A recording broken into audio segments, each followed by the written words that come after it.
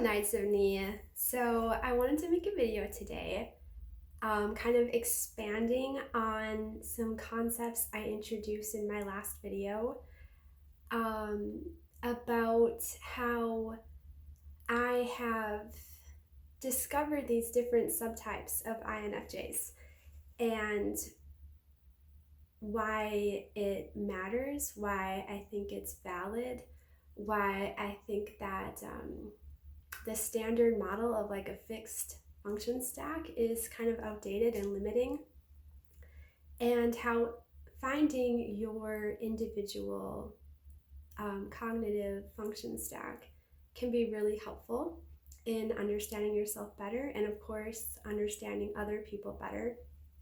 So how I kind of found this was just by accident. Some cheese police like typing video showed up in my feed, and I was like, what is this? I was very curious, and it was totally foreign to me, but I was kind of hooked. I was like, I have always, of course, wanted to understand people better and be able to type people more accurately. And here, I found this system where people were doing just that. So of course I was interested. And I reached out to the creator of that channel because I had a video up at that time, just one, but I asked him to type me, and just out of curiosity. And he and his associate at the time did, and they typed me as being NISEFE with TI, I guess, like unconscious or whatever. And I was like, wow, this is really interesting. And that was the beginning of my journey into vultology and understanding that there are these different subtypes of INFJs. And why, it's very interesting to me.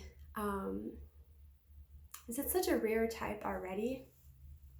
And there really honestly aren't that many on YouTube. One thing I have noticed is that the NITIs seem to be by far the most prevalent on YouTube, and also that they have a much better delivery than someone like me who's a little bit scatterbrained. I write a lot better than I monologue because I'm just like all over the place. And the NITIs are very articulate, very precise. They're using TI as it's a judging function. It's an introverted judging function, but it helps them to be very precise in their delivery. And there's just a lot of them on YouTube. And if I took some notes. If you want to check out some examples, first of all, the man himself, Carl Jung, was an NITI. And he's a great example of someone who is going to be very scholarly, very philosophical. They're going to take pre-existing systems. Like Carl Jung was a student of Freud, and he took a lot of Freud's concepts and kind of did his own thing with them and became really like a trailblazer in his own right. More modern examples would be Renaud Contini. I don't know if I'm saying that right, but he makes really great INFJ content. Harry Mural, who I mentioned in my last video, he's probably the best known INFJ on YouTube, I'd say.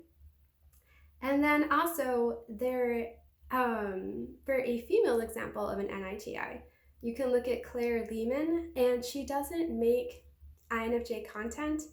She is just a really great example of someone who's very smart, very articulate, using NI and TI primarily as her main axis, oscillation I meant. And then also Michael Pierce. And these INFJs, like I said, they're very more put together in their presentation. I would say they know exactly what they want to say, and they're more intense, I've noticed. So that is that subtype, and by far the most prevalent on YouTube. And I think that's because they are deep thinkers. They are creating original ideas and concepts and bringing it to an audience on YouTube. And as you know, opposed to an NIFE, and they're very they're just not really on YouTube. I don't know why. They're probably out saving the world. They're your stereotypical INFJs who are going to be very caring and compassionate, probably really more interested in psychology as a means to help other people than they would be on just musing on philosophical ideas. And there's one good example of an NIFE, and that would be Carolyn Zykowski. She has a YouTube channel if you want to check her out and kind of see what that looks like practically. And then we come to the last, probably the rarest kind of subtype of INFJ, and that would be the NISE INFJs.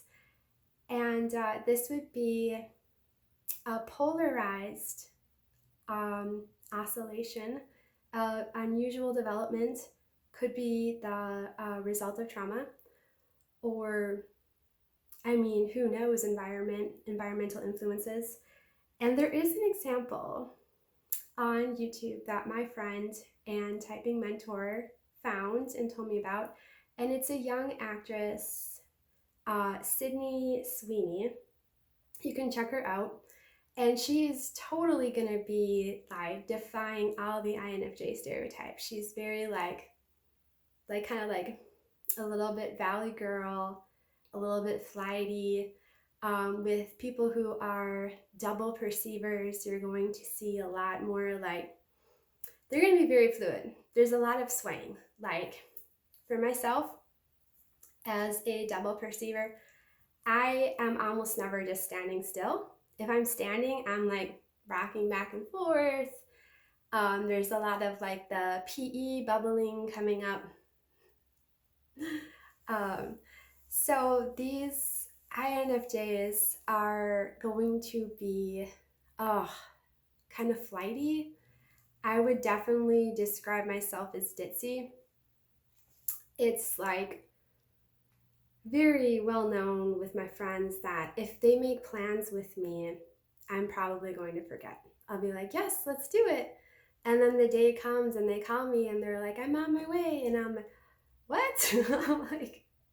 I'm I've got my head in the clouds, and if I'm not setting reminders on my phone, it's a lifesaver for me because I will forget. Just very spacey, and I've always been that way. As an adult, last year, I consider the fact that maybe I had legit inattentive ADD because I'm just so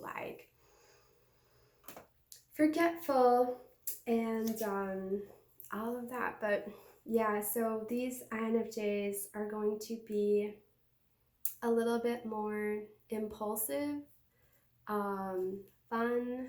I really like having a good time, and more easygoing because when a judging function is higher in the stack, you're going to see someone being more decisive, also sometimes more close-minded. And someone who is leading with a perceiving function, and especially leading with two perceiving functions, is going to be very much more open-minded and open to new information. So yeah, that kind of wraps up the subtypes, and then you throw in the Enneagram on top of that, and you get even more subtypes. And I, honestly, like on a personal note, I found it far more challenging to find my Enneagram type than my MBTI type. Like the first test I took for MBTI, I was like, my result was INFJ, and I'm like, oh my gosh, this totally fits. It's totally me.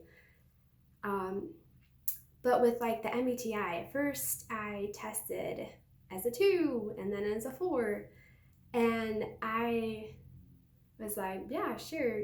For a long time I was like, I'm a 4, like the very individualistic. Though I never really felt like that fit perfectly, because I'm like, I don't really feel like I'm how I would think of them as being very artistic. I'm not really. I wouldn't even describe myself as an artistic person. But now, like a close friend who's gotten to know me really well and understands the Enneagram very well, now she thinks I'm a 9, and I was looking into that, and I was like, wow. So I think I'm probably a 9. I think 4 is probably in my tri-type. But so the interesting thing about Enneagram is that you want to go off of what is like your main core fear. And it's like what makes you cringe when you think about it.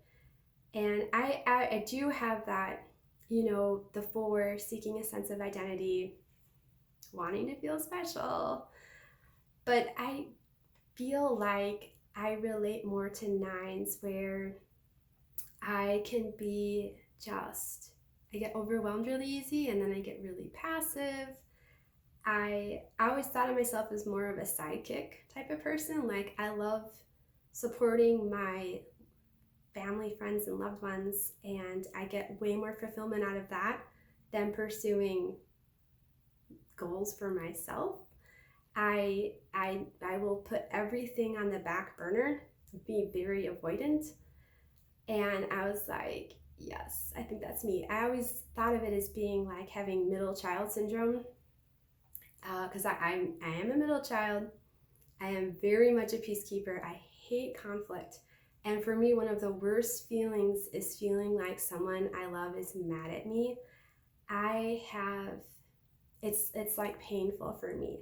I will be the first one to apologize. I will kind of just toil and stew over it until the conflict is resolved. And I've always been like that. So I just found this out and kind of diving into that. It's so INFJ to always be on a search for a greater understanding of yourself, because we really don't have any FI. It takes us a long time to really get a solid grasp of who we are outside from external influences. So I do think that exploring vultology is extremely helpful if you want to have a greater insight into who you are. I do think it's accurate. I don't understand all the science behind it, and I'm not, if you want to disagree with me, I'm not going to stop you. I just find it to be incredibly accurate. All of these function signals fit with people in my life that I know really well, and I knew their types, and I can see the function signals in them. And I mean, then in other people I mistyped, and we all do that. And now I look back and I'm like, oh, that's what their type is. So it's just fun. It is really fun. And I think, as an INFJ, we want to be open-minded and use this. I know there's a lot of, unfortunately, there's a lot of hostility and like pettiness on YouTube. And I want to learn all about vultology and just avoid all that. So anyways, I will wrap it up here and try to keep this video a little bit shorter. But Thank you so much, guys. Thank you for the support. Thank you for the interest. Thank you for coming on this journey with me. I appreciate it. Bye.